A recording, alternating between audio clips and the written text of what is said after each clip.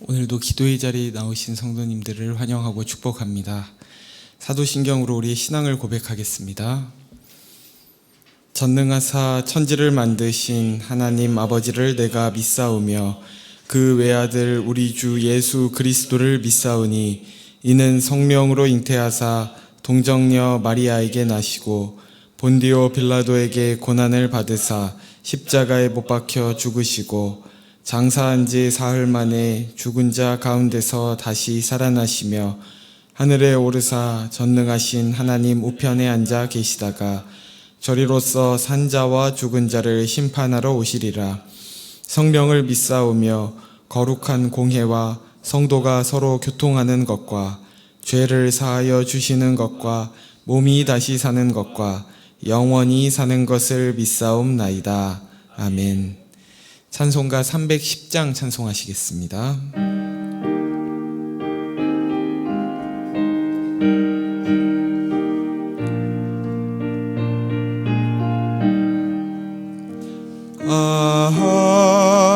하나님의 은혜로 있을 데 없는 자 왜 구속하여 주는지 난 알 수 없도다.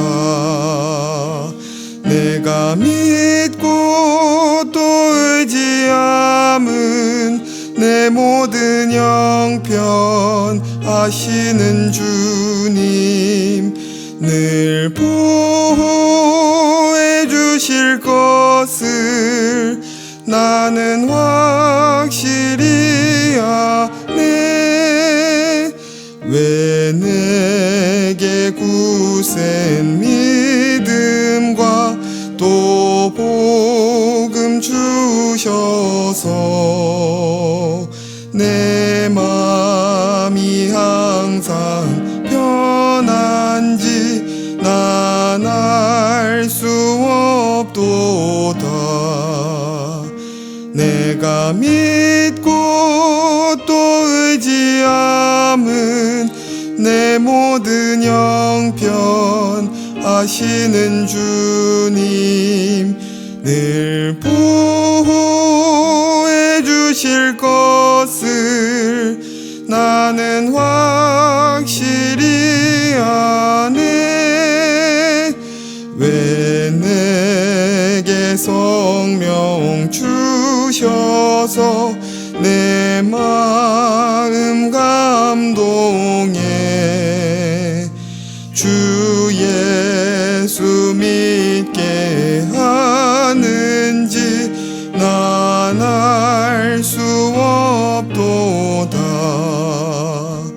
내가 믿고 또 의지함은 내 모든 형편 아시는 주님 늘 보호해 주실 것을 나는 확실히 아네. 주 언제 강림하실지 옥밤에 홍낮에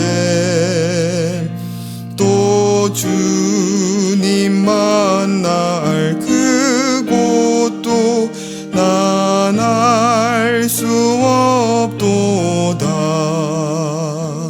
내가 믿고 또 의지함은 내 모든 형편 아시는 주님 늘 보호해 주실 것을 나는 확실히 아네. 아멘.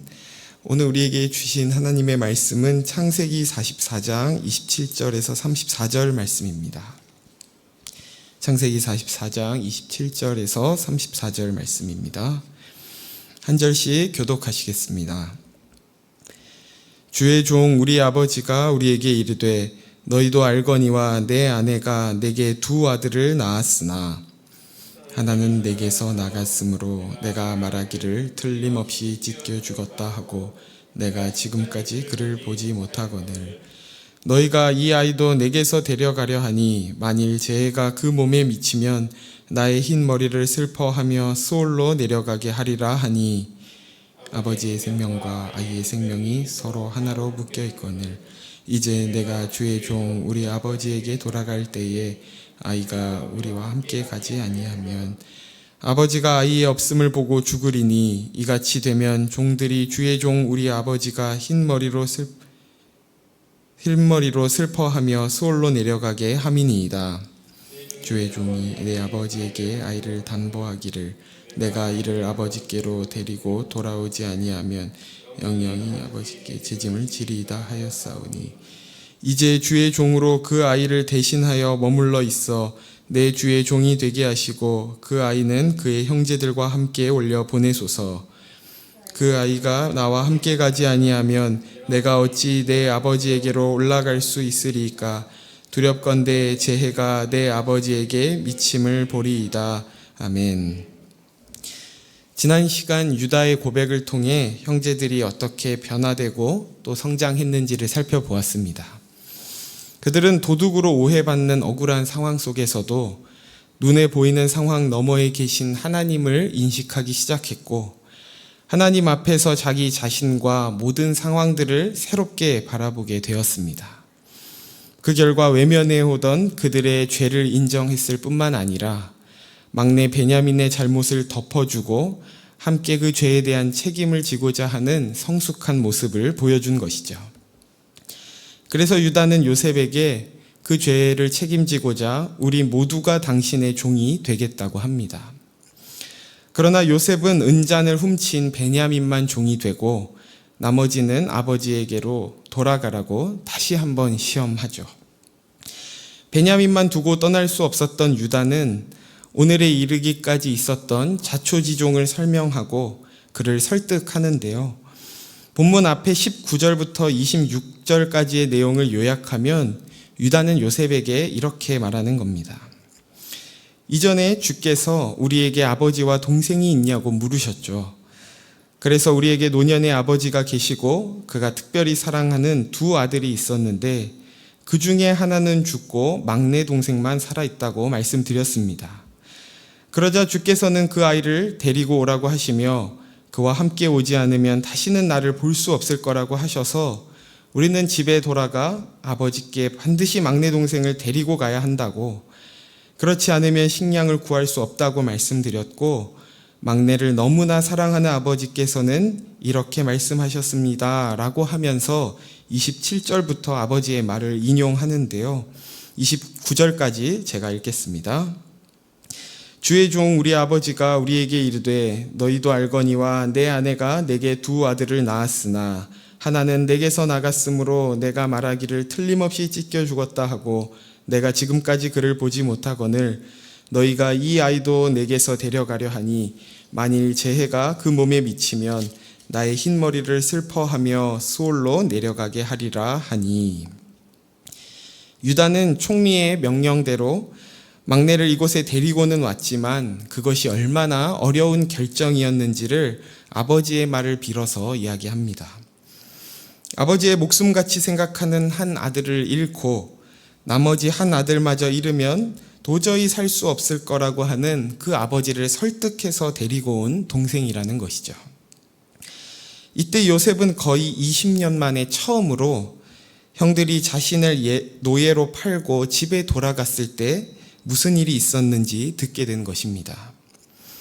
자신이 애굽의 노예로 팔려간 날 아버지는 자신의 피 묻은 옷을 보며 처절하게 울부짖고 고통스러워했을 것을 생각하면서 굉장히 마음이 아팠을 것입니다. 한편으로는 27절에서 보듯이 마치 아버지 야곱에게는 한 아내와 두 아들만 있는 것처럼 말하고 있는데요. 야곱에게는 4명의 아내와 13명의 자녀가 있었음에도 불구하고 그가 진짜 아내라고 생각하는 사람은 오직 라헬밖에 없었고 또 그가 진짜 사랑하는 아들 역시 라헬이 낳은 요셉과 베냐민밖에 없었다는 사실을 지금 유다의 입술을 통해 듣게 되는 것입니다. 요셉은 이런 유다의 이야기를 들으면서 그간 형들이 아버지의 편애로 얼마나 힘들었을지를 새삼 생각하게 됐을 것이고, 그런 동시에 자신을 그토록 사랑하던 아버지에 대한 그리움도 물밀듯이 몰려왔을 것입니다. 그런데 지금 이 유다가 이 아버지의 이야기를 꺼내면서 요셉을 설득하려는 목적이 무엇이었죠? 베냐민을 집에 돌려보내기 위한 것이었습니다. 유다를 비롯한 다른 형제들은 아버지의 편애로 인한 상처와 분노 때문에 요셉을 노예로 팔아버리기도 했었습니다. 그러나 시간이 많이 흐른 지금 그들에게 중요한 것은 아버지의 편애로 인해 자신들이 얼마나 상처받았었는가가 아니라 아버지의 마음 그 자체에 있었습니다. 설령 아버지의 편애로 인해 자신들이 아픔을 겪었다고 하더라도 이제는 그런 아버지의 마음까지도 받아들이고 더 이상 아버지의 마음을 아프게 할 수는 없었던 것입니다.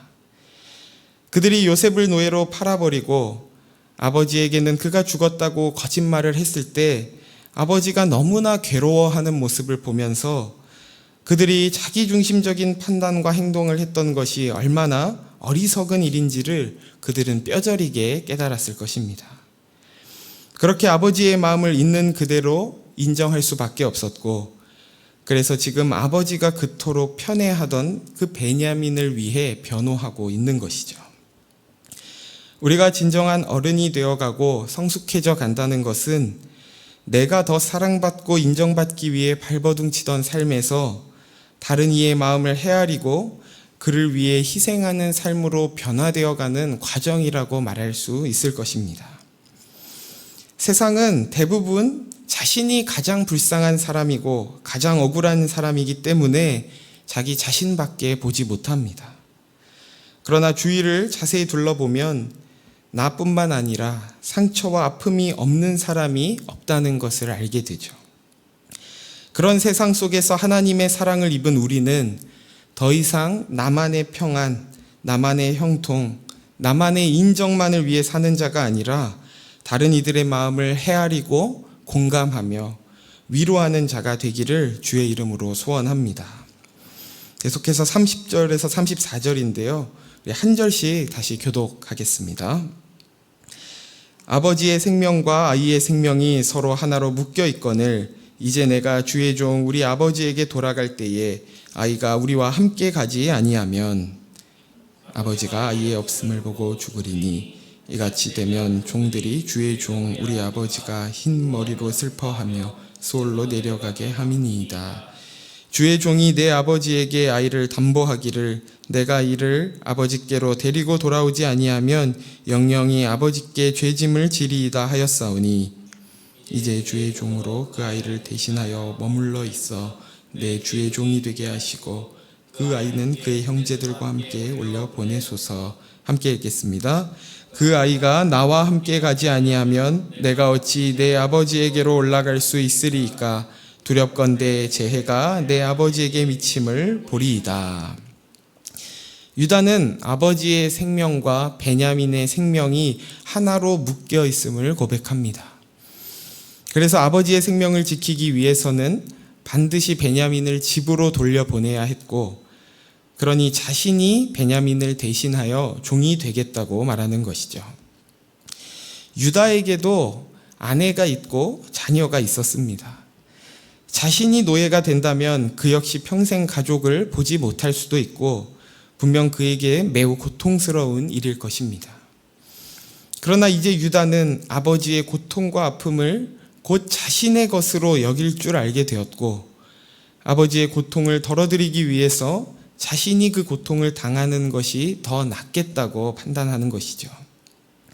이 말씀을 보면서 유다도 야곱의 아들인데 막내 베냐민이 돌아오지 않으면 아버지가 죽고 유다 자신이 돌아오지 않아도 아버지는 베냐민을 보며 살 것이라는 생각을 하는 것이 유다에게 너무 가슴 아픈 일이 아닌가라는 생각도 하게 됐는데요. 그럼에도 유다가 이런 결정을 기꺼이 할 수 있었던 것은 그에게 중요한 것은 더 이상 아버지에게 누가 더 사랑받느냐가 아니라 아버지를 살리는 것이기 때문이었습니다.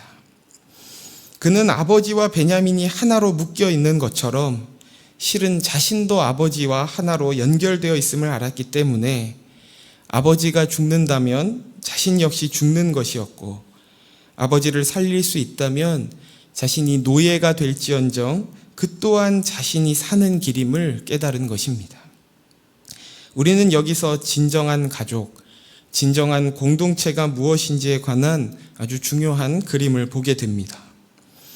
하나로 연합된 공동체 안에서 정말 중요한 것은 누가 잘했고 누가 잘못했고 그래서 누가 사랑받고 더 인정받느냐가 아니라 그의 고통이 곧 나의 고통이 되고 그의 기쁨이 곧 나의 기쁨이라는 것을 받아들이고 실제로 그렇게 사는 것입니다.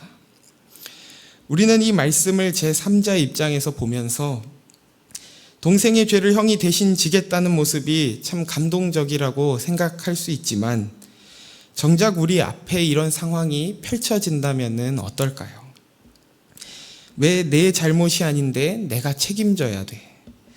잘못한 사람이 벌을 받는 게 마땅한 거지라고 말하고 싶지는 않을까요? 또한 우리는 공동체 안에 죽음과 같은 터널을 지나는 지체를 바라보면서도 어떻게 하면 그를 살릴 수 있을까? 어떻게 하면 내가 그의 고통에 함께할 수 있을까라기보단 저 사람이 스스로 잘 극복해서 나를 더 힘들게 하지 않았으면 좋겠다라고 생각할 때가 있진 않으신가요? 죽어가는 영혼을 진정으로 살리는 방법은 옳은 것을 주장하거나 힘으로 그를 일으켜 세워서 되는 것이 아니라 우리가 함께 그 고통의 자리에 들어가는 방법뿐인 줄 믿습니다. 그것이 예수 그리스도의 성육신이고 십자가인 것이죠. 유다의 희생에 대해 한 가지만 더 살펴보고 말씀을 정리하려 하는데요. 어제 본문이었던 16절에서도 유다는 오늘과 거의 동일한 고백을 했습니다. 그때는 정확히 뭐라고 했었냐면 우리와 이 잔이 발견된 자가 다 내 주의 노예가 되겠나이다 라고 했던 것이죠.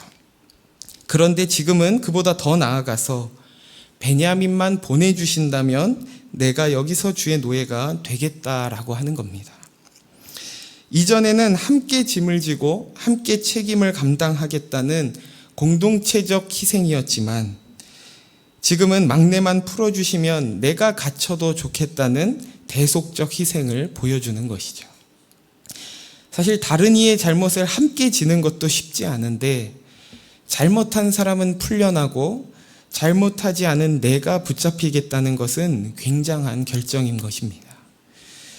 그리고 이런 유다의 놀라운 희생이 궁극적으로 보여주는 것은 유다가 얼마나 대단한 선택을 했는가가 아니라 장차 유다 지파로 오실 예수 그리스도의 대속적 희생을 예표하는 것입니다. 그리고 이 다음 장에서 확인하겠지만 유다의 이러한 희생적인 결정은 요셉과 형제들의 진정한 화해를 가져옵니다. 그리고 그로부터 2000년의 시간이 흐른 뒤 하나님의 아들 예수 그리스도께서 이 땅에 오셔서 죄가 없으셨으나 우리의 죄를 대속하시기 위해 십자가의 길을 걸어가심으로 우리와 하나님과의 관계를 화해케 한 것으로 완성되는 것이죠. 우리 신앙의 성숙도는 결국 내가 얼마만큼 대속적 희생을 감당하려 하는가로 가늠해 볼 수 있습니다.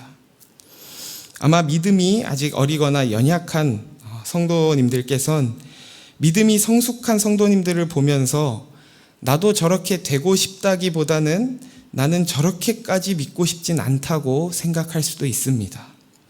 왜냐하면 그들에게는 대속적 희생의 모습이 보이기 때문이죠.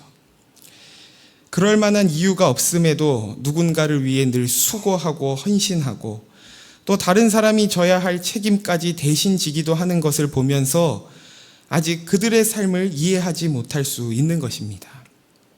그러나 그런 어리석어 보일 수 있는 삶을 기쁘게 살아갈 수 있는 것은 우리가 먼저 받은 십자가 대속의 은혜를 알기 때문이고 그래서 예수님과 함께 그 짐을 지는 것이 얼마나 영광스러운 일인지를 알기 때문입니다.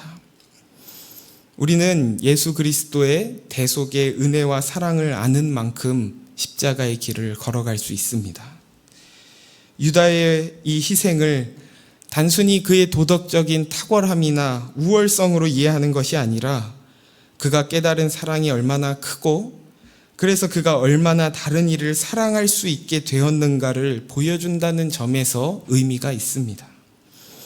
이와 같이 예수 그리스도의 사랑의 그 너비와 길이와 높이와 깊이가 어떠한지를 깨달아 희생이 다만 나의 것을 포기하고 손해를 보는 것이 아닌 예수님께서 우리에게 주신 영원한 생명을 더 적극적으로 누리는 방법이요 다른 이들을 회복시키고 살리는 영광스러운 길임을 믿고 기쁨으로 십자가를 지는 저와 여러분 되시길 예수님의 이름으로 축원합니다.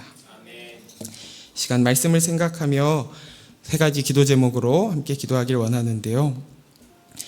첫 번째로는 내가 더 사랑받고 인정받는 것이 전부인 삶에서 벗어나 다른 이들의 마음을 살피고 헤아릴 수 있는 주의 자녀가 되기 원한다고 기도합시다.